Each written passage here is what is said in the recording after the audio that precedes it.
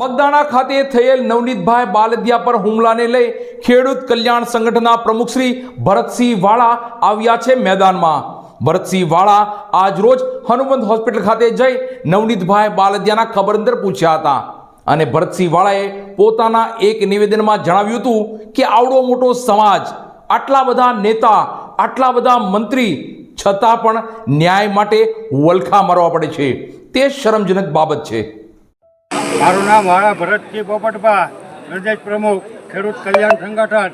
અત્યારે આ બગદાણાની નવનીતભાઈ વાળી ઘટના છે એ 12 દિવસ થઈ ગયા અને એ ખૂબ નિંદનીય અને અશોભનીય અને અમાનવીય ઘટના છે।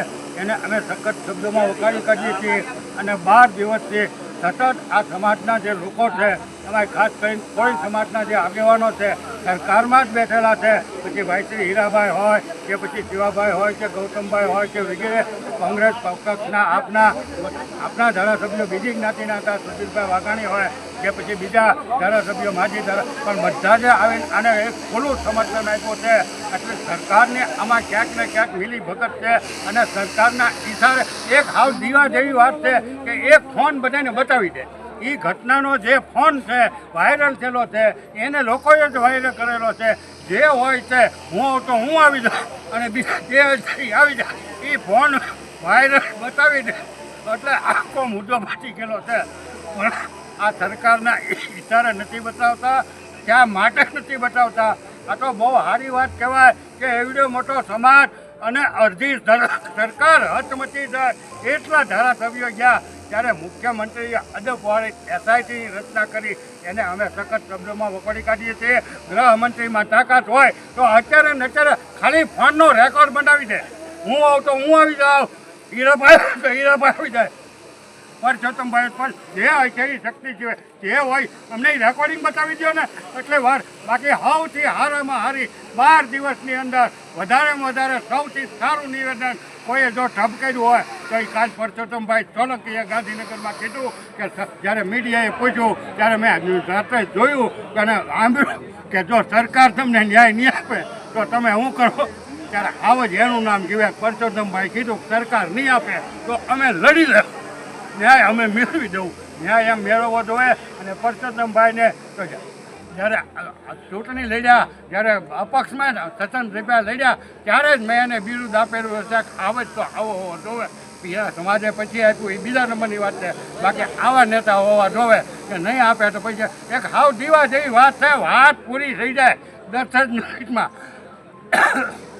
આવા મેં 4 ગૃહમંત્રી જોયેલા છે કે ગાંધીનગર બેઠા બેઠા ફોન કરે, ન એને એસપીને કરવો પડે, ન પીઆઈને કરવો પડે, ન ધારાસભ્યને કરવો, ખાલી રાજ્યના વડા પોલીસ વડાને કહી દે ફલાણા તાલુકાની અંદર ફલાણા જિલ્લાની અંદર આ બનાવ બન્યો છે, એનો અત્યારે ઓન ધ સ્પોટની અને ગૃહમંત્રી જીતુભાઈ વાઘાણી કાલ બીજે વી ગયા, એ ક્યાંક શંકાના દાયરામાં છે, બાકી એસઆઈટી બેસઆઈટીમાં ન્યાય નહીં મળે।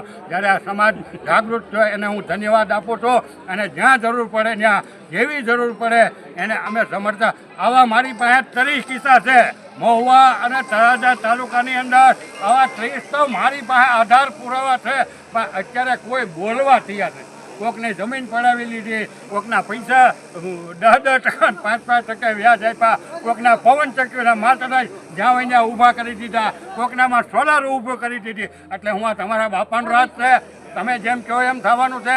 તો લોકશાહી છે એટલે લોકશાહી જીબે, બાકી 30 જણા જો આવે ને મેદાનમાં તો આગળ એનો સફળ ગોટો હું 24 કલાકમાં વાળી દઉં। અત્યારે કોઈ 30માંથી બેન કોઈ બોલવા જ્યાં નથી, અમારું એમાં કામ નહીં। આ તો મરદ કહેવાય, આ સમાજ થઈ ગયો, નકર નવનીતભાઈનું ક્યાંય ડટાઈ ખબર ન પડે।